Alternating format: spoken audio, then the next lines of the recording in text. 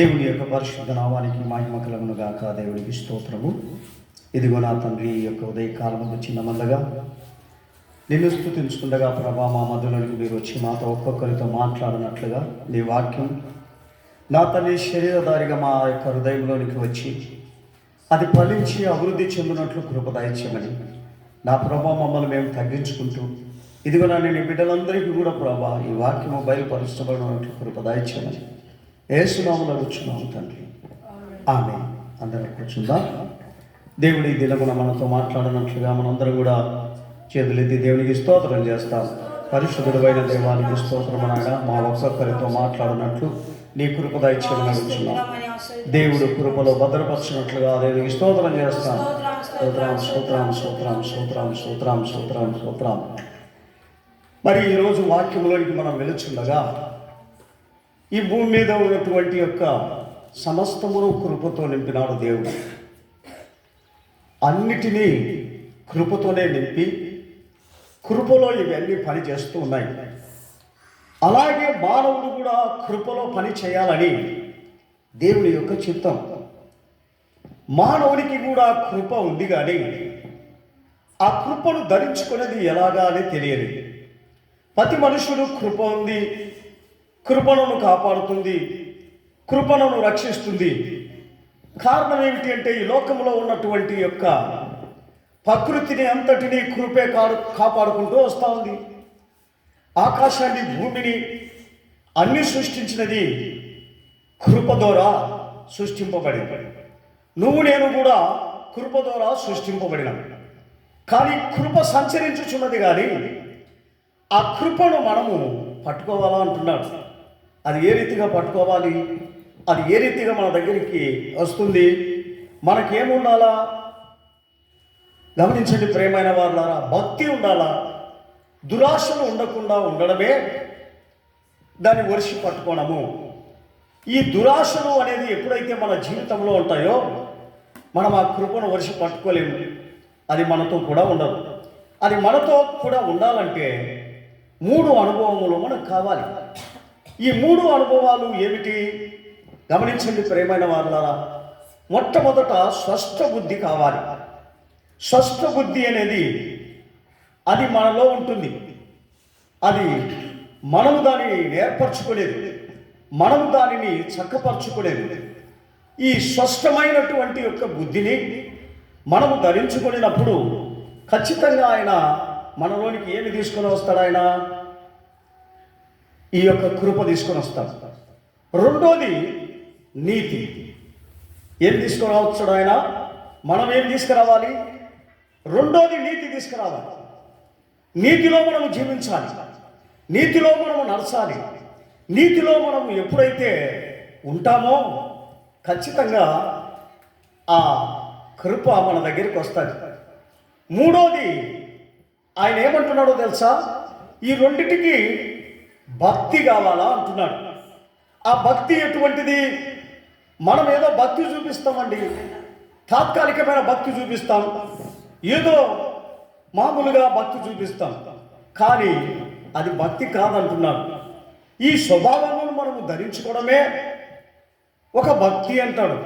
ఈ స్వభావములను ధరించుకోనకుండా మరి మనం భక్తి అంటే అది ఎంత మటుకు మరి మనకు ఆశ్రయదుర్గంగా ఉంటుంది చెప్పండి.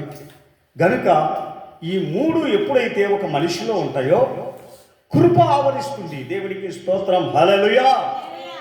ఈ 3 ఎప్పుడైతే మనుషులోనికి వస్తాయో ఆ మనుషుడు దేవుడితో ఉంటాడు, దేవుడితో సహవాసం చేస్తూ ఉంటాడు, కృపలో అతడు సంతోషిస్తూ ఉంటాడు. వ్యాధిలో, బలహీనతలో, కష్టాలలో, శ్రమల్లో ఆ కృప కాపాడుతూ వస్తుంది. గమనించండి. అందుకని అపోస్తలుడైనటువంటి ఒక పౌలు ఒకసారి అతనికి ఒక కంటి యొక్క జబ్బు ఉండేది. ఈ కళ్ళంతా కూడా బాగా భయంకరంగా నొప్పించేది, పూసులు పట్టేది. పొద్దున్న లేచాల కదా పూసులు బట్టి నొప్పించేది. ప్రభువా, ఈ యొక్క బాధ నేను భరించలేకపోతున్నాను అని ముమ్మారు ఆయన ప్రార్థన చేసినప్పుడు, నా కుమారుడా, నా కృప నీకు చాలు అని దేవుడు సమాధానం ఇచ్చేవాడు. గమనించండి ప్రియమైన వారులారా, అప్పుడు కృప ఎప్పుడైతే ఈ మనుషుల దగ్గర ఉంటుందో ఆ వ్యాధి ఏమి పని చేయదు అని అర్థం, ఆ బలహీనత ఏమి పని చేయదు అని అర్థం, ఈ లోకంలో ఏది పని చేయదని అర్థం. ఈ కృప నీకు నాకు కావాలంటే ఇవి మనకు అవసరం గనుక ఇవి మనము చదివి తెలుసుకుందాం. వాక్యంలో కృప అనేది మన మీదికి ఏ రీతిగా రావాలనో, ఏ స్వభావములు ఉంటే అది వస్తుందో, ఏ స్వభావములు లేకోకుండా ఊరికే మనం క్రైస్తవులం అంటే కృప రాదు, మనుషులం అంటే కృప రాదు. దానిని మనం పొందాల్సిందే, పొందకోకుండా కృప రాదు. చదువుతాం. తీతుకు రాసిన పత్రిక 2వ అధ్యాయం 11 నుండి 15 వరకు చదివితే ఈ యొక్క కృప అనేది ఎవరికి వస్తుందనే అని చెప్తున్నాడు. ఆ కృప ఈ స్వభావం ఉన్న వాళ్ళకి వస్తుంది అంటున్నాడు. ఈ స్వభావం ఎప్పుడైతే లేకుండా పోతుందో ఈ కృప ఆ మనిషి దగ్గర ఉండదు. చదువుదాం. తీతుకు రాసిన పత్రిక 2వ అధ్యాయము తీతుకు రాసిన పత్రిక 11 నుండి 15 వరకు. ఏలయనగా సమస్త మనుషులకు రక్షణకరమైన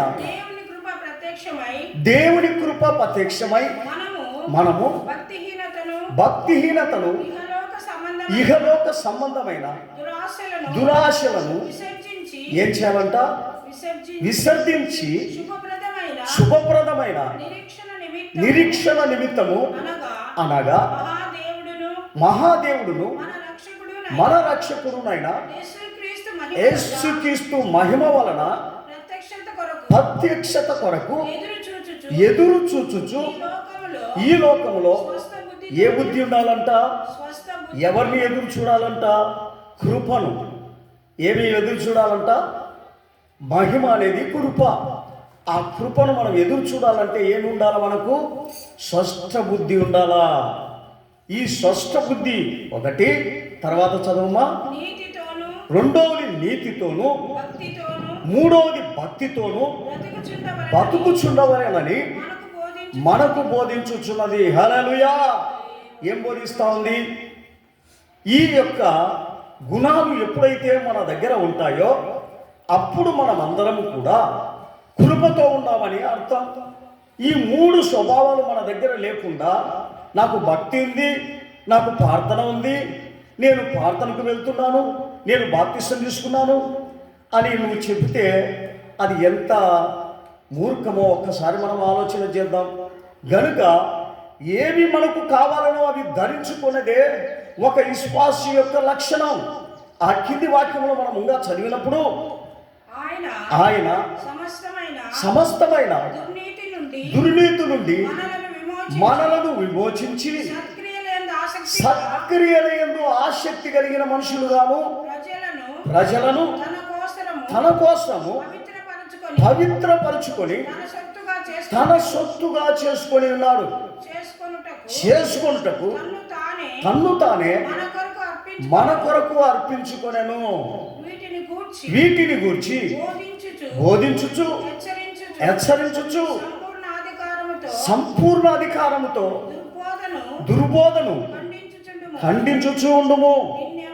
నిన్నెవరిని తునీకరింపకుండా చూసుకొనుము. గమనించండి, ఇక్కడ ఏమంటున్నాడు? దుర్బోధ అంటే ఏంది? ఏమి లేకుండా కూడా పర్వాలే, పరలోక రాజ్యానికి వెళ్తాం. ఏమి లేకుండా పర్వాలే, కృప వస్తుంది. ఏమి లేకుండా పర్వాలే. ఇది వర్గం కాదండి. ఇది మనము ఇదిగో విప్లవం చేసుకునే వాళ్ళు ఒక జెండా పెట్టుకొని విప్లవంగా ఒక మనుషులుగా మేము ఇటువంటి వాళ్ళము అని బోర్డు వేసుకునేటువంటిది కాదు.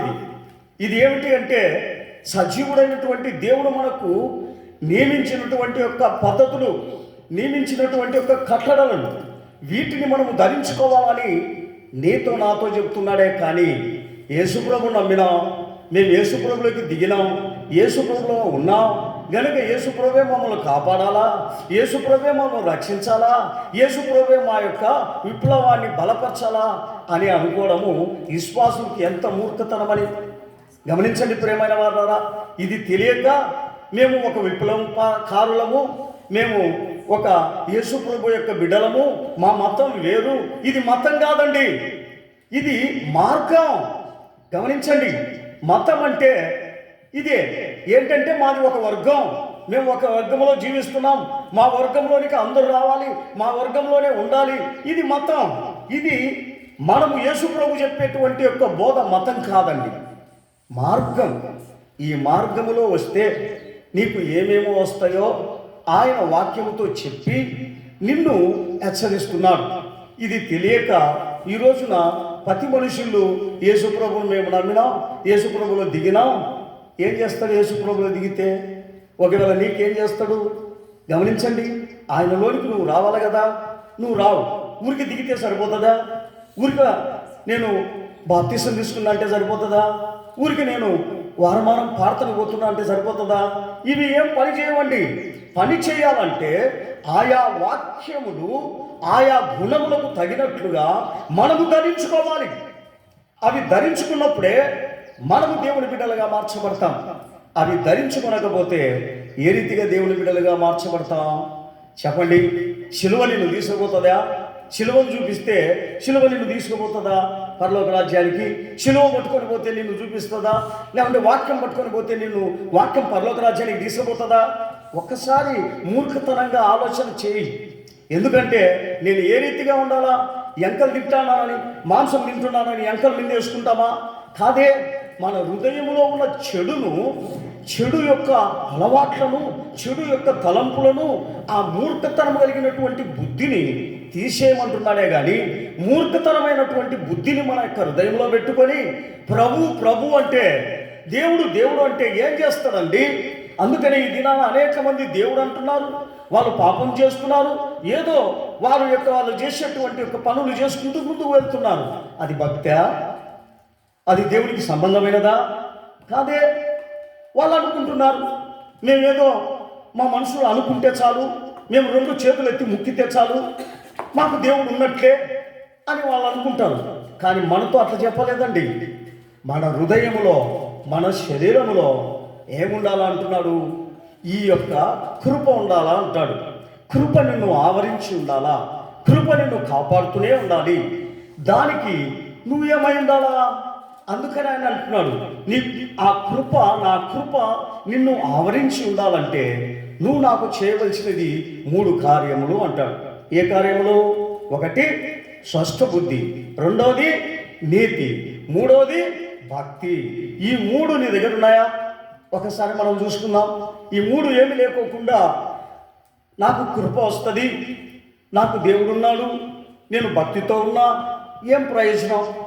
ఈ 3 నీ దగ్గర ఉంటేనే కృప నిన్ను ఆవరిస్తుంది, నీ ఇంటిని ఆవరిస్తుంది, నిన్ను కూడా కాపాడుతుంది, నీ కుటుంబాన్ని కాపాడుతుంది, నీ పిల్లలను కాపాడుతుంది, నిన్ను ఆదరిస్తుంది.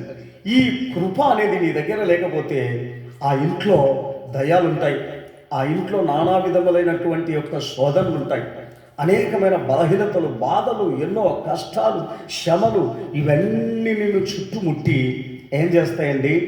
సమాధానం లేకుండా చేస్తాయి.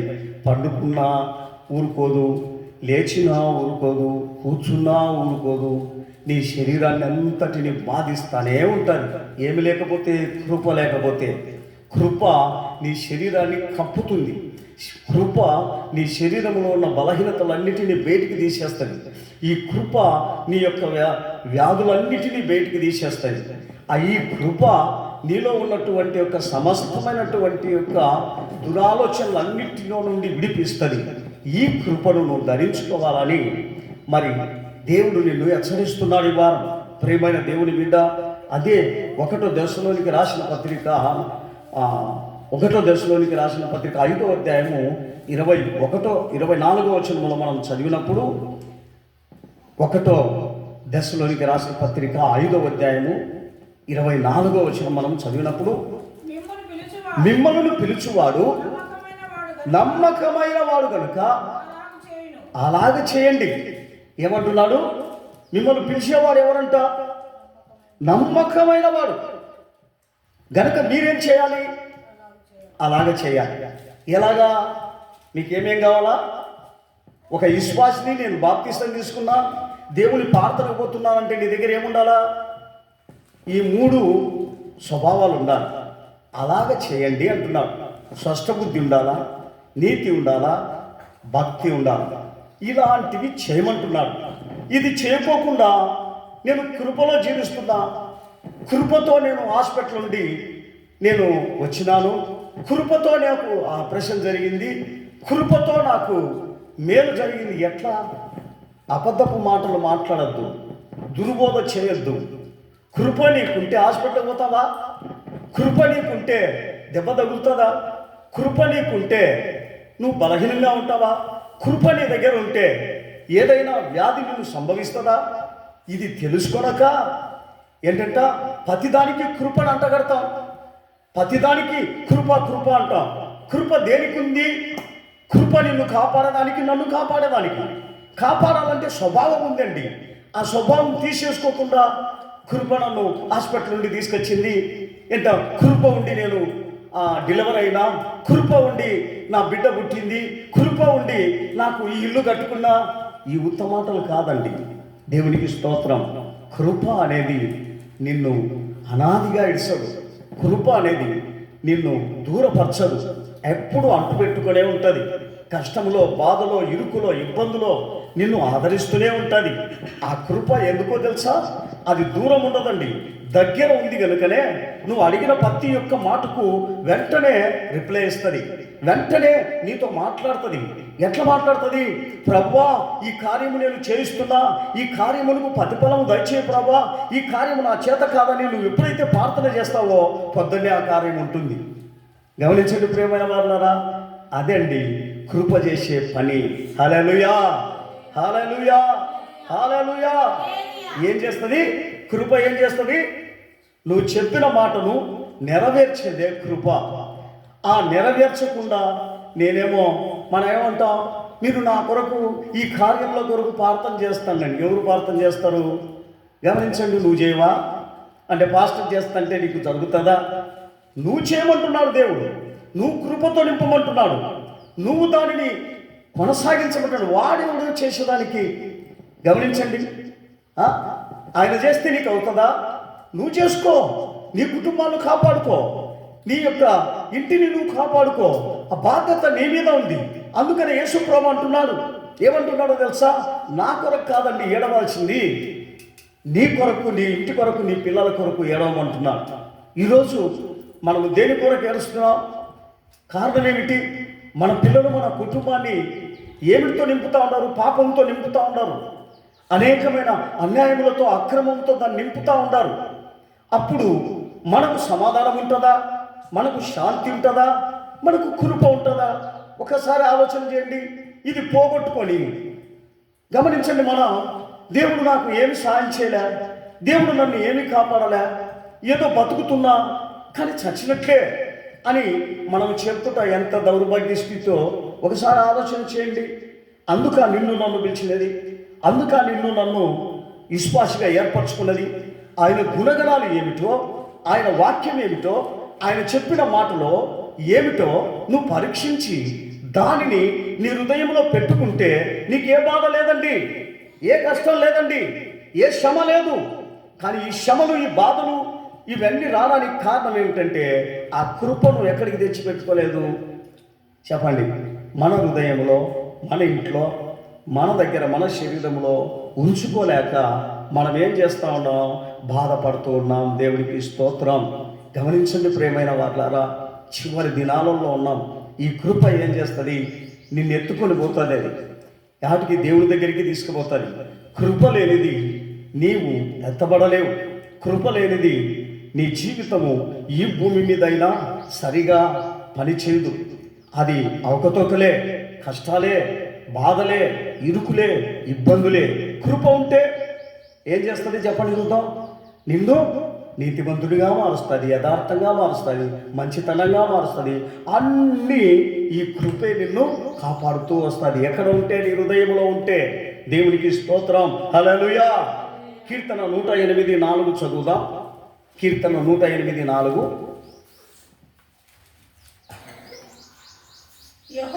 యెహోవా నీ కృప ఆకాశము కంటే ఎత్తైనది, నీ సత్యము మేఘములంత ఎత్తుగా ఉన్నది.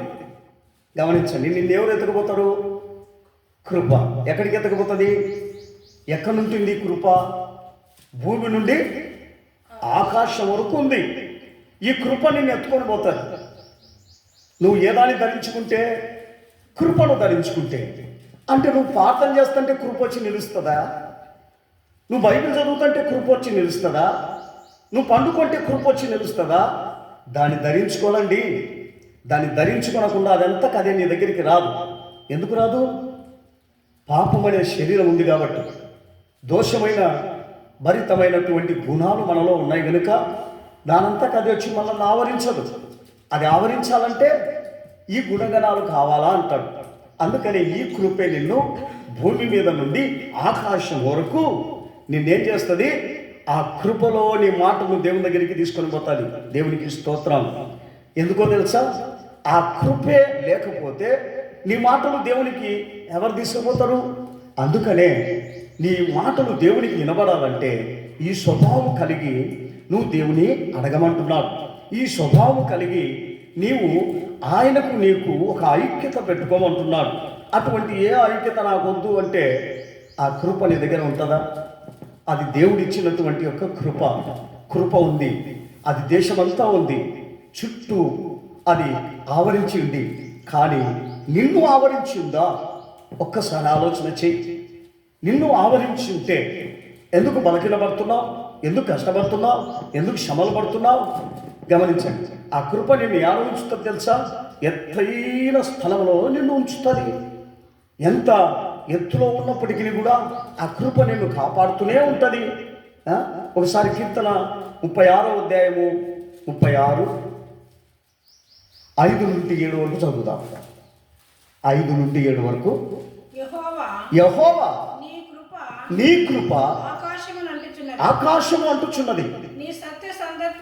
ఏంటంట? నీ సత్య సంకల్పము అంతరిక్షము అంటుచున్నది.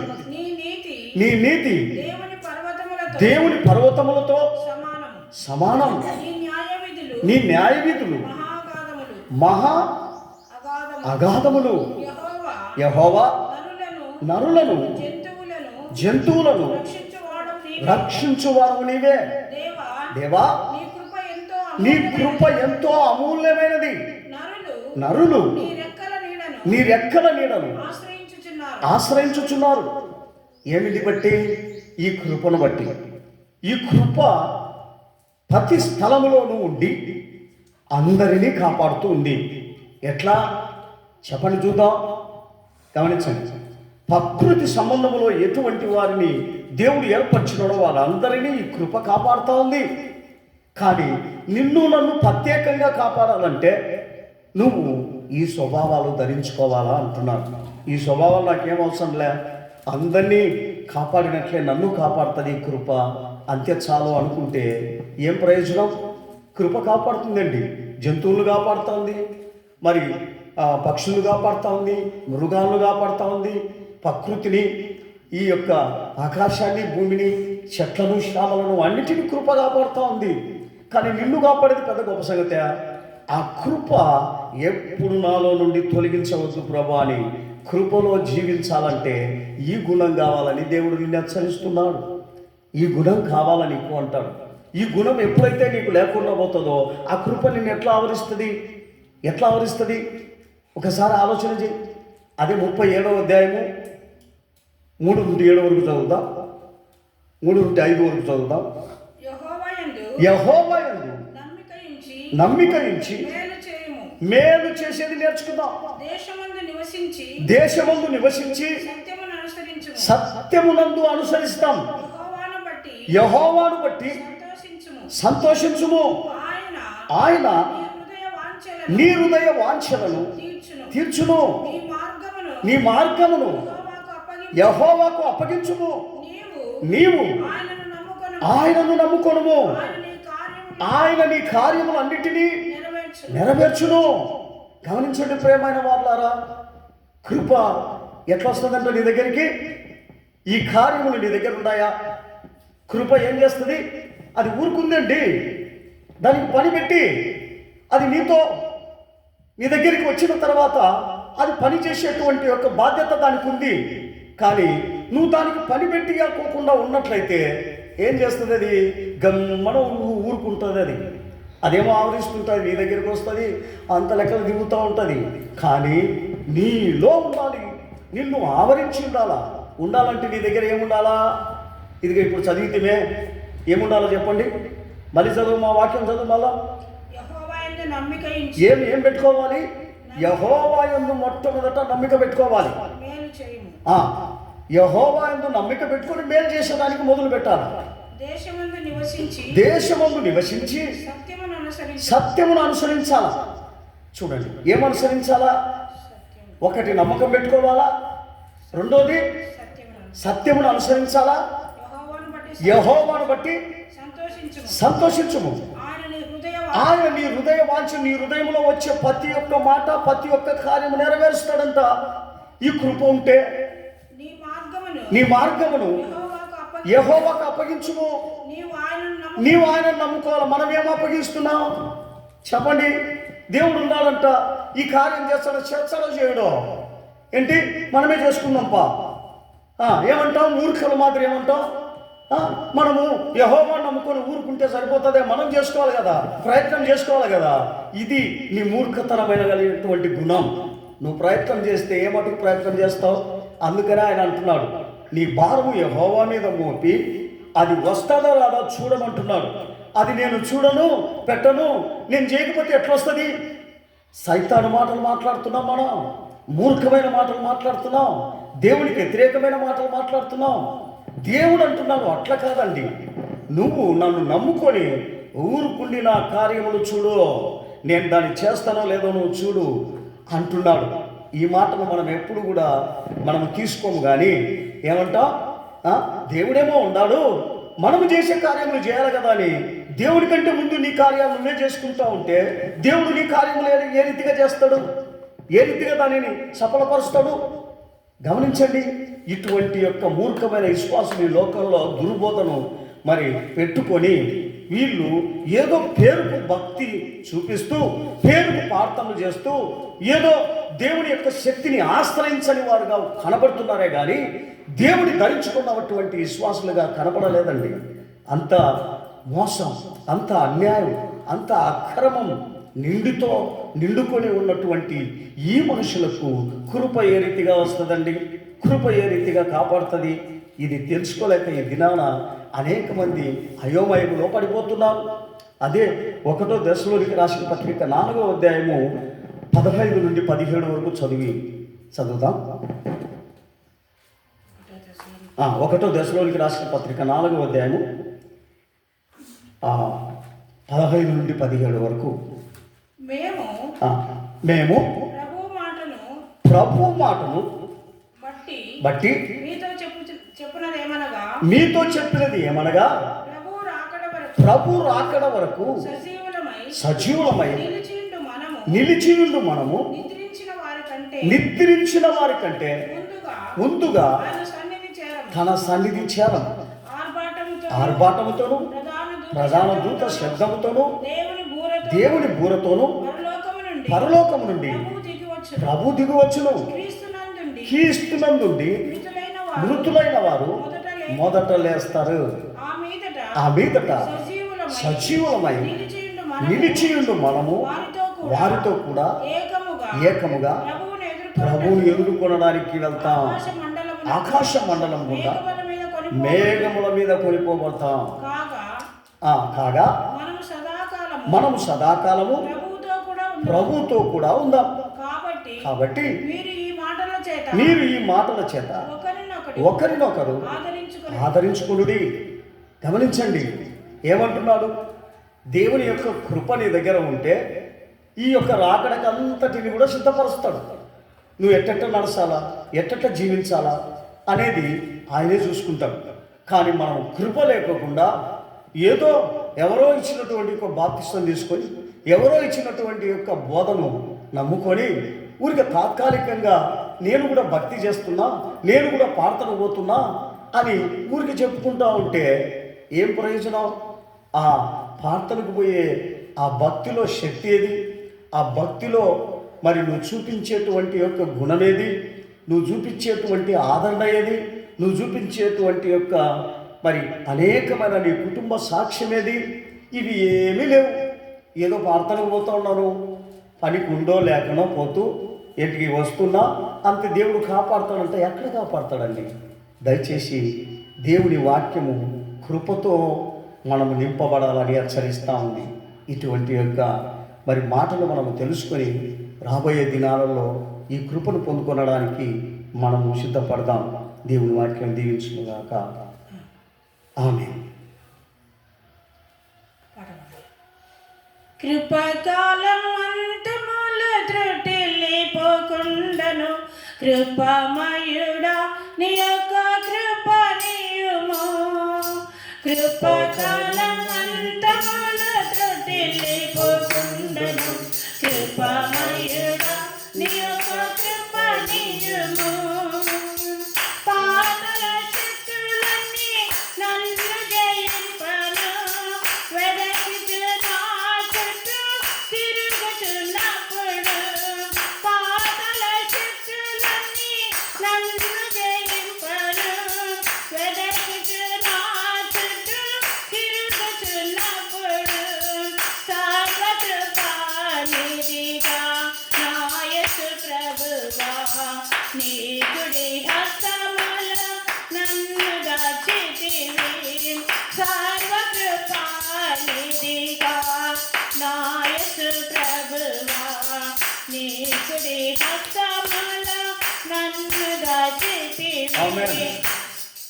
దేవుడు ఇంతవరకు మనతో కూడా ఉన్న కృపను బట్టి దేవునికి స్తోత్రం చేస్తాను. స్తోత్రం స్తోత్రం మనతో హెచ్చరించిన కృపను బట్టి దేవునికి స్తోత్రం చేస్తాను. స్తోత్రం స్తోత్రం చిన్న ప్రార్థన చేసుకుని పరిశుద్ధులైన దేవానికి స్తోత్రము నాయన. ఇంతవరకు కృపను గురించి ఏం చేయాలి, అది ఏ రీతిగా మమ్మల్ని కాపాడి దేవుని రాజ్యానికి తీసుకుపోతుంది ప్రభా మీరు సెలవిచ్చిన రీతిగా నాయన మేమందరము కూడా కృప అనేది పొందుకునే దాని గురించి మీరు చెప్పిన విషయంలో వాటిని ప్రభా గుర్తిరిగి మేము వాటి ప్రకారం జీవించడానికి సరిపడే శక్తి బలమును మాకు ఒక్కొక్కరికి అనుగ్రహించండి. యేసు నామములో అడుగుచున్నాము తండ్రి. ఆమేన్. దయచేస్తున్నాను.